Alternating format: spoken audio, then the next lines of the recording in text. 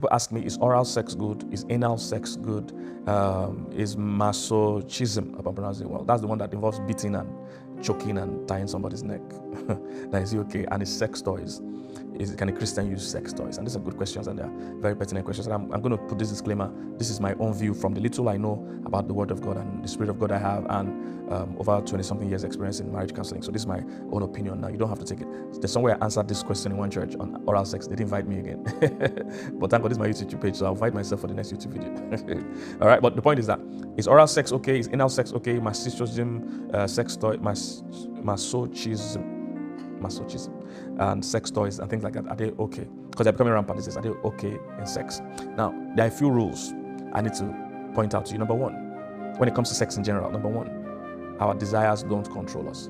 As powerful as sexual desire is, it's important for it not to control you. God doesn't even want anything to control you except Him. So our sexual desires don't control us. People tend to think that we are meant to just yield to our desires. No, desires must have limits. Boundaries protect us. Boundaries don't only limit us, they actually protect us. So the boundary in your house, which is called the fence, is stopping you from going out just anyhow, but it's stopping people that you don't want to come in from coming in. So boundaries protect us. So desires must have limits. You can't have desires that have no limits. We don't live by our desires. We don't just follow our desires. So that's rule number one. Desires have limits. We are not under our desire. Desires don't control us. This is an important rule, because some people make it look like, oh, I must, engage any desire I have. Any desire I have, I must go after it. You will be an animal to do that. You can't go after every desire. Just because you have a desire doesn't make it legal, doesn't make it right. There's what is called inordinate affection. Inordinate desires. That means there are desires that are not wholesome, desires that are not healthy, desires that are not approved, desires that are not good. There are desires like that are not good for you. So you are not under bondage of your desires. You need to understand this, guys. If we're going to talk about these issues, that's rule number one. Because your desires are so bad that there are people that desire having sex with the same sex. There are people that desire having sex with children. There are people that desire having sex, with animals. There are people that desire to be flogged. So there are all kinds of desires.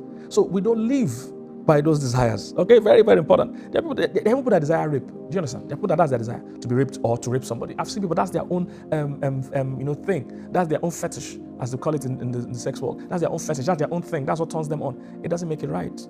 You see, that's what I'm trying to tell you. It doesn't make it right. We don't just follow our desires. There are people that want to have sex with multiple partners at the same time. They call it threesomes and foursomes. There are people that want to have an orgy. These are not as uncommon as you think. That means 30 or 20 people or 10 people all come together in a room and they all just exchange each other. I'm telling you, there are people that have swingers. These are people that are married couples, but they swing. That means two or three married couples come together and they allow each other to sleep with the other person's wife, sleep with the other person's husband. All these are desires, and they are all, we are not denying your feelings. We're just saying that all feelings are not right.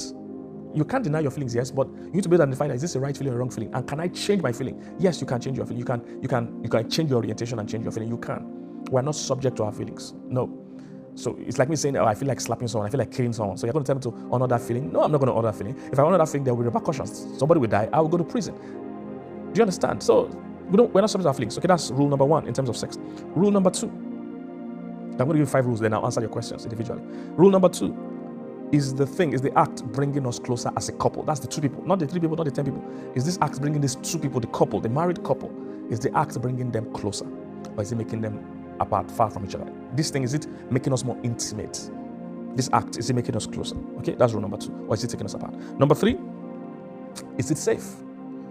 That's the question I must ask. This act, is it safe in terms of physically, health-wise? Is it safe? If you're asking somebody to hang from a building, how does hang from a fan? Pulling somebody's neck, choking them, and all those things. Is it safe?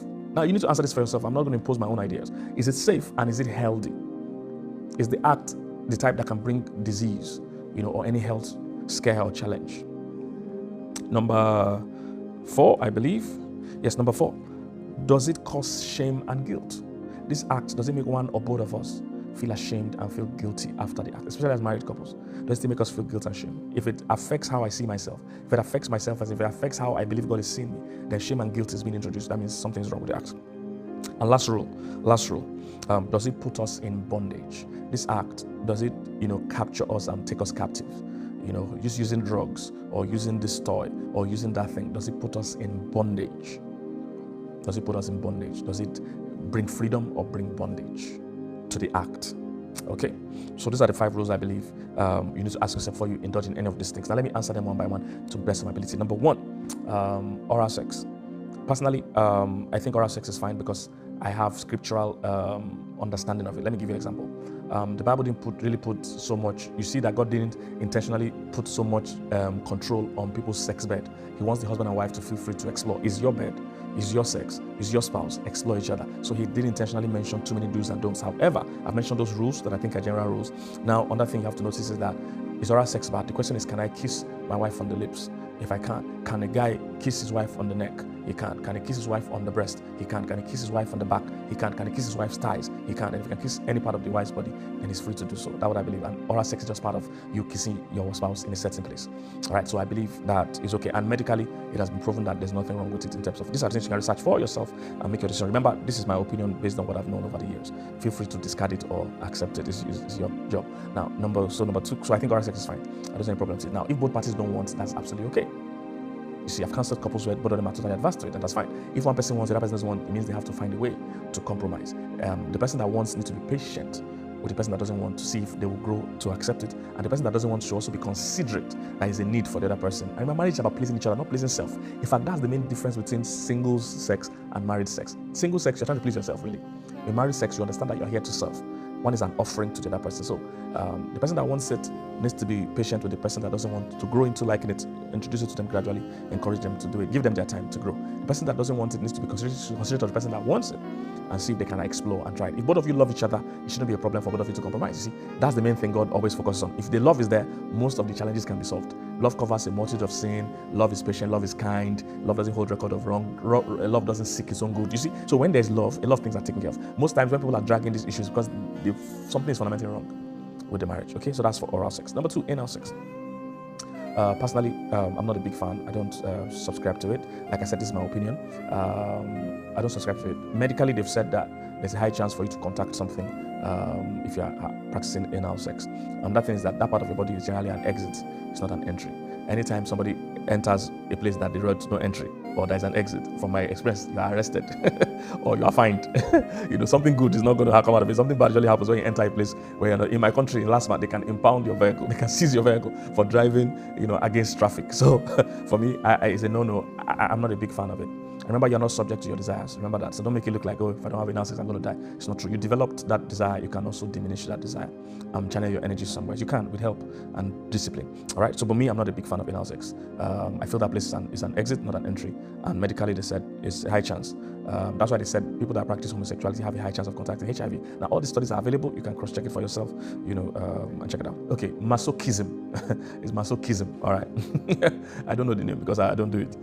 Masochism. All right, so this one involves beating somebody, choking somebody, and things like that, dominatrix and things like that. I'm not a big fan again. I just think it's abusive behavior. I think it's weird. That's my opinion. And I think it's dangerous. People have also died trying to practice those kind of things, choked each other and killed somebody. So I'm not a big fan of flogging. When I was young, flogging represented something very bad. When they flogged you and beat you in primary school for not doing your assignment, it's traumatic. I wonder how adults are now beating themselves. Psychologists even say we shouldn't even beat kids. Now adults are flogging and beating themselves. So I'm not a big fan. But follow the 5 rules I mentioned. I think they are important. Then sex toys. Sex toys for me, I'm not a big fan again. Because I just feel it's not bringing the couple closer. They're introducing a third party. They're introducing a third equipment. This equipment often means that when one partner is not available, I can use this equipment on myself. That's what it means. It's not. I don't think it's making the couple closer. That's what I feel. Now, like I said, this is my opinion, and I know some people have their own views, and that's absolutely fine. But I think put it by the 5 rules I mentioned. If it passes the test and you feel you want to exploit, that's fine. But I'm not a big fan of it because I just feel sex should be about me. It's not about selfishness, it's about selflessness. It's about me pleasing my partner pleasing me. All right? So it's not about just satisfying yourself. That's not really what it's about. So a lot of sex toys are also highly used for masturbation, because they're structured in a way that you can just use it to give yourself pleasure. And that's a different discussion, but I'm just trying to talk about that. I'm not a big fan of sex toys. All right? I believe a couple should work together to stimulate themselves by themselves. That's what I feel. And maybe there might even be some sex toys that seem okay. I don't know. I'm not explored. I'm not a big fan, but this is what I think. So I hope this video has been helpful. It's a tough topic. Let me wear my glasses back.